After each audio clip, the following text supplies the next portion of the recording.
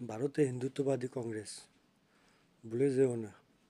ভারতের মুসলমান যদি ব্রিটিশদের না তাড়াতো, আজকে এই স্বাধীন ভারতবর্ষ পেতে না, গোলামি করতে হতো ব্রিটিশদের। ভারত স্বাধীনতার পিছনে মুসলমানদের অবদান সবচেয়ে বেশি, যা অতুলনীয়, কখনো ভুলবার নয়, কখনো অস্বীকার করার মতো নয়। ভারতের স্বাধীনতার পিছনে ব্রিটিশ বিরোধী সংগ্রামে বহু ওলামায়ে কেরাম জীবন দিয়েছেন।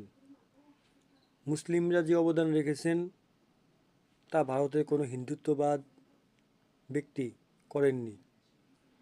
মুসলিমরা ব্রিটিশদের বিরুদ্ধে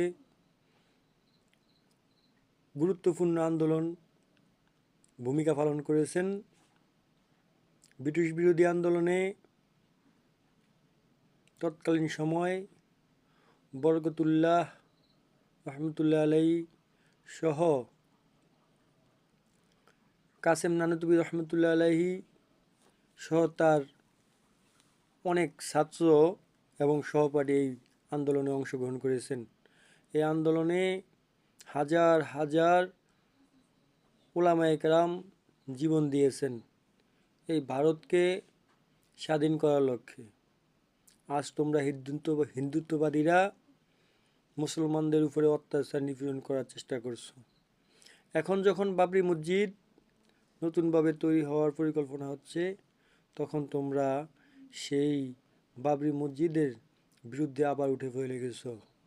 ভুলে যেও না, করোনা চলে যায়নি। আল্লাহ তাআলা যখন আবার ধরবেন, করোনার মতন কোনো এক আযাব দিয়ে ধূলিসাৎ করে দিবেন।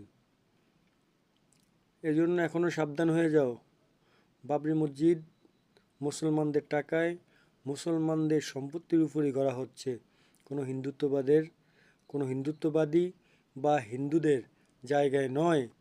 তাই বাবরি মসজিদ নিয়ে কোনো ধরনের তালবাহানা মুসলমান অন্তত সহ্য করবে না।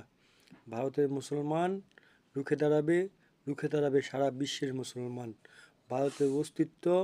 ভারতের হিন্দুত্ববাদের অস্তিত্ব মুছে যাবে।